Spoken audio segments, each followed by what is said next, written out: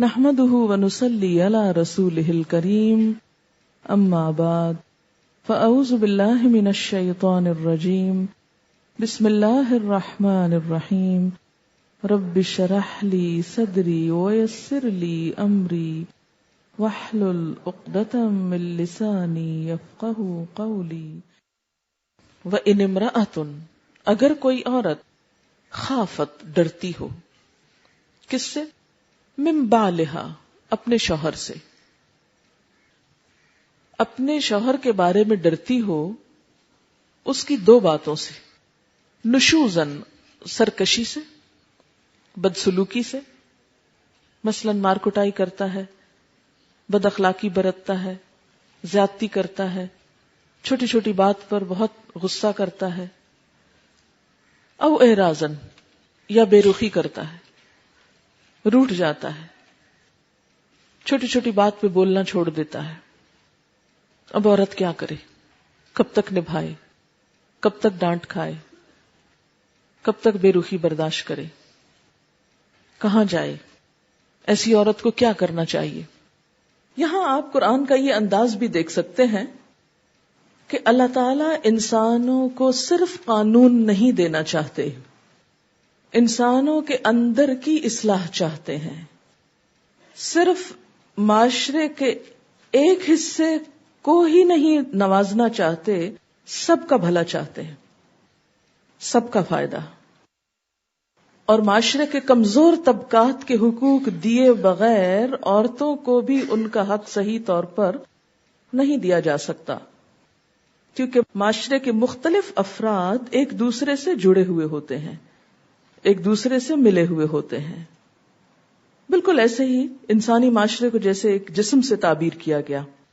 اب آپ یہ کہیں کہ میں اپنے سر کا تو حق روز دوں گی لیکن اپنے پاؤں کا نہیں دوں گی، یا دائیں ہاتھ کا تو دوں گی اور بائیں کا نہیں دوں گی، تو ایسے میں کچھ بھی اصلاح نہیں ہو سکتی۔ جب آپ اپنی بھلائی چاہتے ہیں تو ہیڈ ٹو ٹو پورے جسم کی بھلائی آپ کو سوچنی ہوگی۔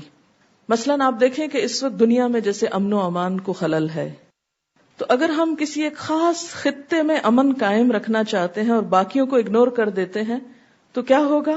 امن قائم نہیں ہو سکتا۔ اسی طرح اگر ہم معاشرے کے کچھ افراد کو تو حق دینا چاہتے ہیں اور باقیوں کو چھوڑ دینا چاہتے ہیں تو ایسا معاشرہ کبھی بھی پرامن نہیں ہو سکتا۔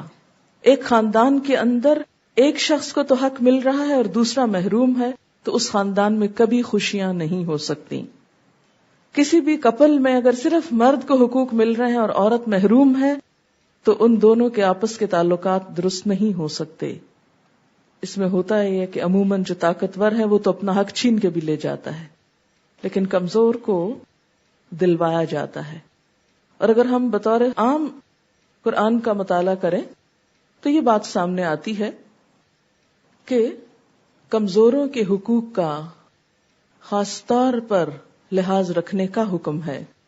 آپ صلی اللہ علیہ وسلم اپنی وفات سے قبل جو آخری باتیں فرما رہے تھے ان میں سے ایک تلقین کیا تھی کہ عورتوں اور غلاموں کے بارے میں خاص طور پر اللہ سے ڈرنا، کہ آپ کو اندیشہ تھا کہ ان کے حقوق مارے جائیں گے، کہ معاشرے کا ایک کمزور حصہ ہے۔ انسانی معاشرے میں کبھی حالات ایک جیسے نہیں رہتے، شوہر اور بیوی کا تعلق بھی اسی طرح اونچ نیچ کا شکار ہوتا رہتا ہے۔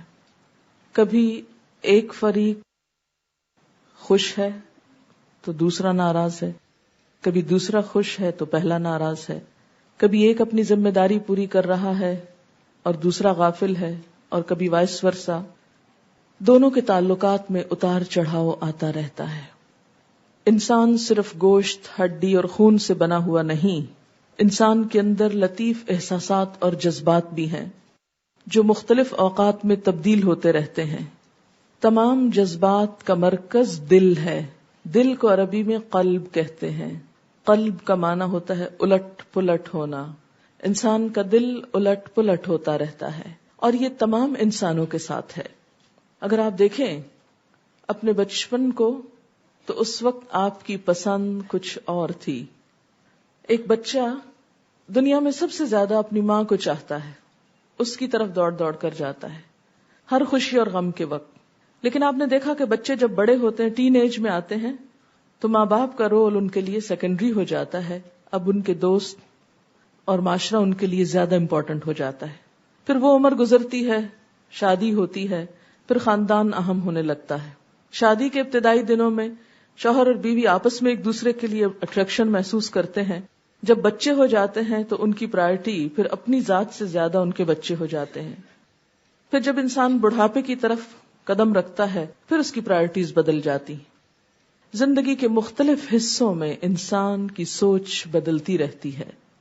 یہ ایک بالکل نیچرل سی چیز ہے، اور بدلتے حالات، بدلتے اوقات، بدلتی سوچوں کو اکوموڈیٹ کرنا ضروری ہوتا ہے. شوہر اور بیوی کے تعلقات ہمیشہ خوشگوار نہیں رہ سکتے، اس میں اتار چڑھاؤ آتا رہتا ہے. لیکن چونکہ اسلام اس تعلق کو محض لذت یا شہوت کی بنیاد پر قائم نہیں کرتا، نکاح کی بنیاد پر قائم کرتا ہے. دونوں کو ذمہ داریاں بھی دیتا ہے، حقوق بھی دیتا ہے.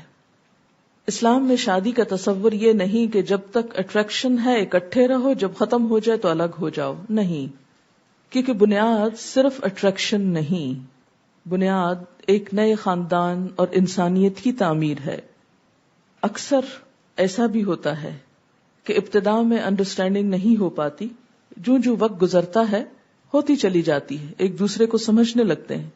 اس لیے شوہر اور بیوی کے درمیان جب اختلافات ہوں، تلخ دن آئیں، تو حل یہ نہیں بتایا گیا کہ دونوں ایک دوسرے کو چھوڑ جائیں، ایک دوسرے کو کاٹ دیں، ایک دوسرے سے الگ ہو جائیں. نہیں، بلکہ سخت سے سخت مرحلوں پر بھی ایک دوسرے کو سمجھنے کی کوشش کریں.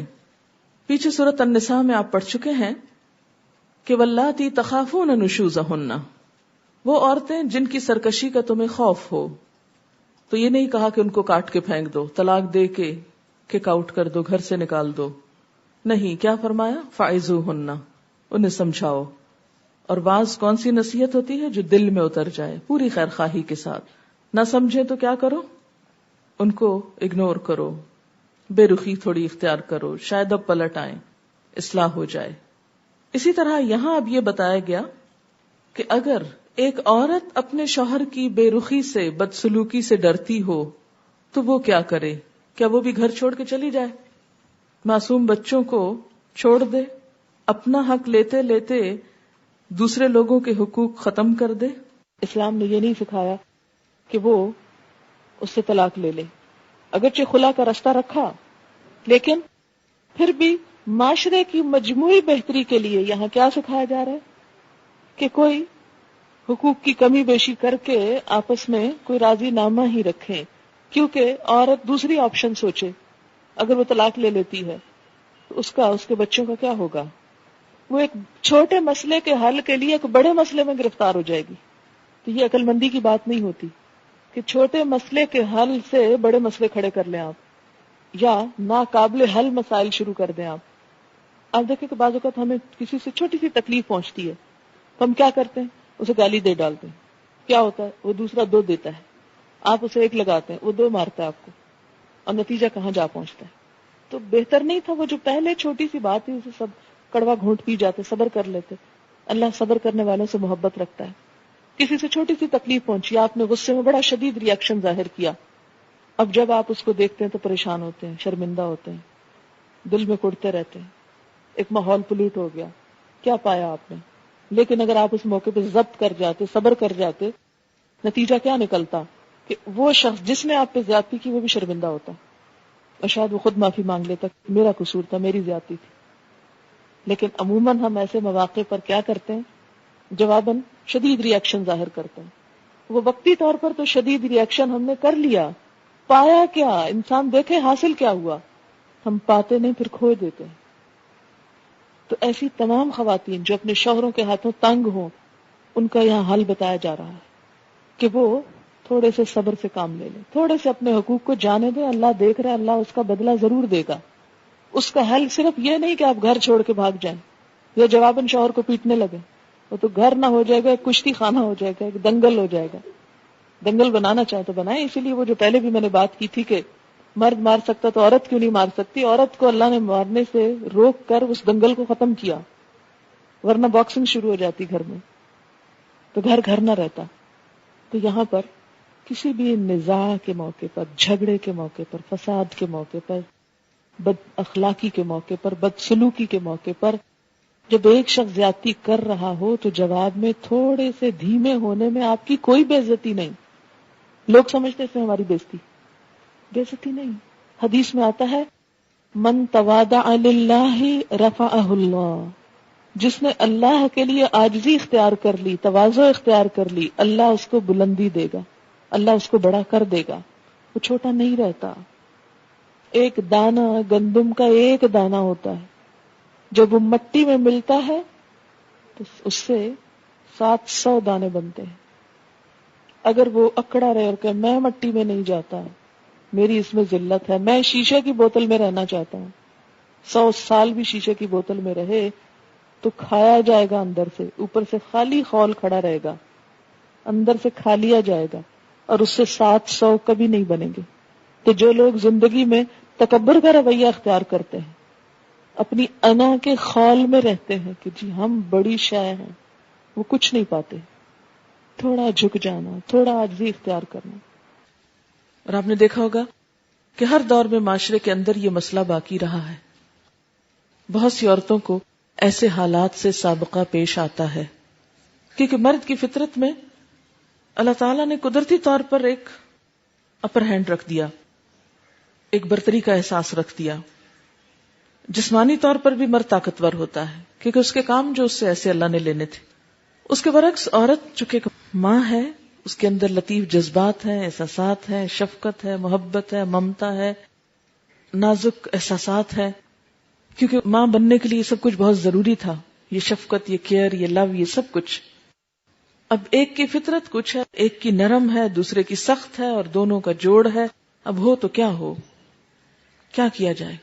یہ نہیں کہا گیا کہ وہ خلا لے لے، یہ نہیں کہا گیا وہ طلاق کا مطالبہ شروع کر دے، یہ نہیں کہا گیا کہ وہ بھی روٹ کر گھر چھوڑ کے بچوں کو چھوڑ کے چلی جائے، آزاد ہو جائے، یا یہ کہ کسی اور آدمی سے دل لگا لے، یا وہ بھی سرکشی اور بدتمیزی شروع کر دے۔